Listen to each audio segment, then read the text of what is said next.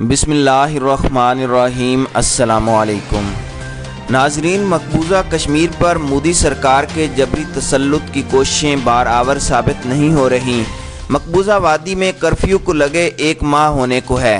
لاٹھی گولی کی سرکار سری نگر کی گلی کوچوں میں دہشت گردی پھیلا رہی ہے۔ سینکڑوں کی تعداد میں کشمیری نوجوان قابض بھارتی فوج کی بربریت کے نشانے پر ہیں۔ ان کے خلاف مہلک ہتھیار استعمال کیے جا رہے ہیں۔ مجبور اور محکوم کشمیری معذور کیے جا رہے ہیں۔ کشمیری خواتین، بچے، بوڑھے اور نوجوان حق خود ارادیت کے لیے گھروں سے باہر نکل رہے ہیں، صدائے احتجاج بلند کر رہے ہیں اور آزادی کے حصول کے لیے قربانیاں دے رہے ہیں۔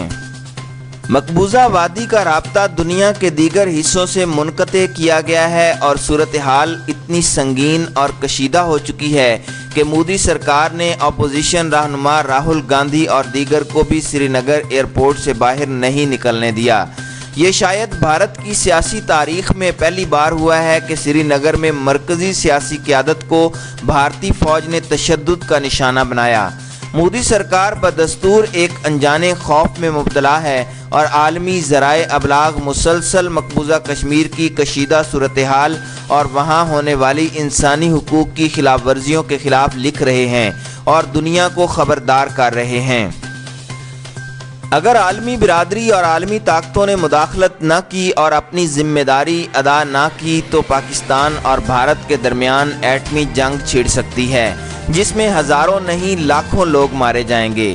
عصر حاضر کے ہٹلر نریندر مودی، ان کے قومی سلامتی کے مشیر اجیت دوول اور وزیر خارجہ بیرونی دورے پر ہیں اور عالمی رائے عامہ کو اپنے حق میں بدلنے کے لیے کوششوں میں مصروف ہیں۔ تمام تر دعووں اور تعلقات کے باوجود مودی سرکار دنیا کو یہ باور کروانے میں ناکام ہے کہ مقبوضہ کشمیر بھارت کا اندرونی معاملہ ہے اور مقبوضہ کشمیر کے خصوصی درجے کو ختم کرنے کے اقدام کو دنیا تسلیم کر لے۔ بھارت کے دوست ممالک اور دنیا کی بڑی طاقتوں میں سے کسی ایک نے بھی بھارت کے اس اقدام کو تسلیم نہیں کیا۔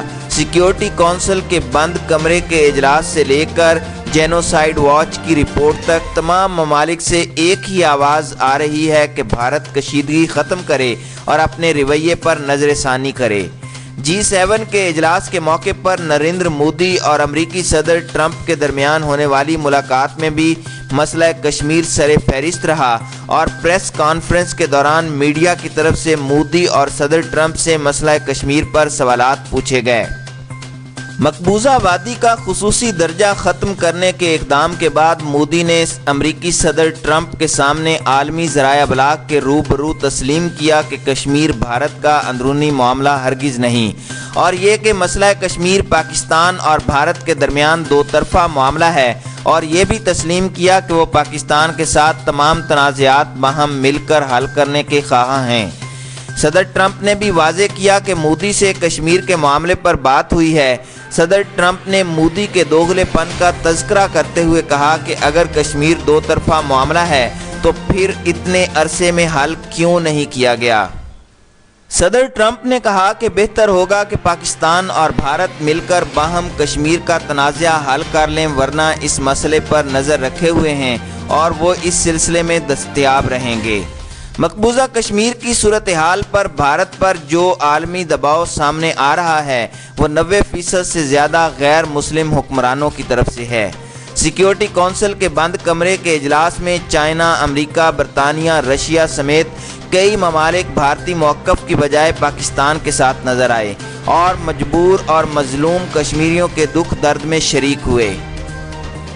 صدر ٹرمپ مسلسل وزیر اعظم عمران خان اور مودی کے ساتھ رابطے میں ہیں اور مسئلہ کشمیر کو زندہ رکھے ہوئے ہیں، جبکہ چین اور روس نے پاکستان کے ساتھ کندھے کے ساتھ کندھا ملا کر چلنے کا فیصلہ کیا ہے، جبکہ برطانیہ مقبوضہ وادی میں ہونے والی انسانی حقوق کی خلاف ورزیوں اور ظلم و ستم پر تحقیقات کا مطالبہ کر رہا ہے۔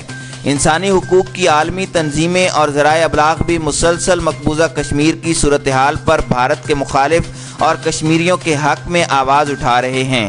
تاہم ستم ظریفی کا عالم یہ ہے کہ بااثر مسلم حکمرانوں اور مسلمان ریاستوں کی جانب سے مودی سرکار کے خلاف مؤثر آواز سننے کو نہیں ملی۔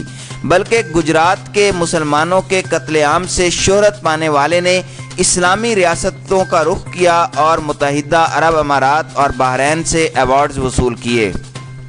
عرب حکمرانوں اور مسلم ریاستوں کے ان اقدامات کو پاکستان اور ہندوستان کے سوشل میڈیا میں بھرپور کوریج مل رہی ہے اور اس پر پاکستان میں خاصا جذباتی پن دیکھنے کو مل رہا ہے۔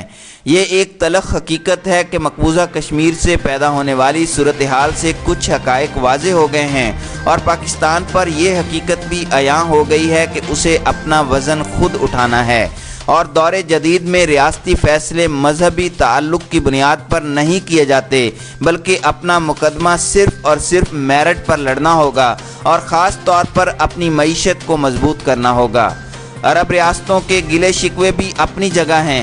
عرب سفارتکار یہ کہتے نظر آتے ہیں کہ سعودی عرب نے یمن تنازع کے وقت پاکستان سے فوجی امداد مانگی، پاکستان نے انکار کر دیا۔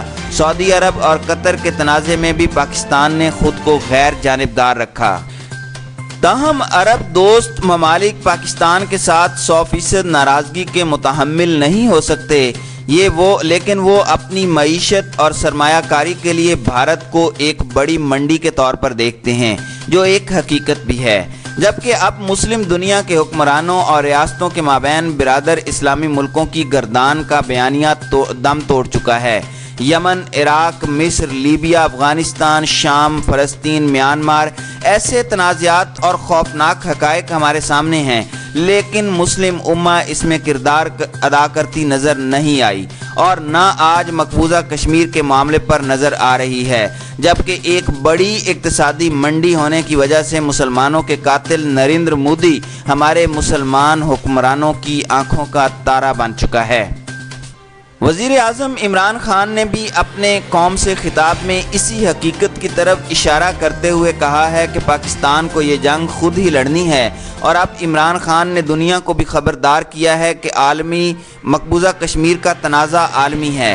اگر اسے حل کرنے کے لیے دنیا نے اپنا مثبت کردار ادا نہ کیا تو پھر جنگ کے علاوہ کوئی آپشن نہیں رہ جائے گا اور پاکستان اس جنگ کو جیتنے کے لیے آخری حد تک جائے گا۔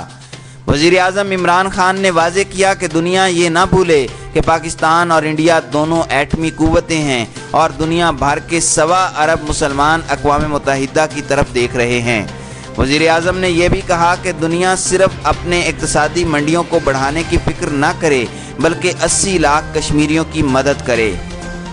ہماری وزیر اعظم عمران خان اور chief of army staff general Qamar Javed Bajwa سے گزارش ہے کہ وہ اپنی سفارتکاری کو جارحانہ انداز میں آگے بڑھائیں اور مسلم حکمرانوں اور عالمی برادری کو اپنے ساتھ ملانے کی بھرپور کوشش کریں۔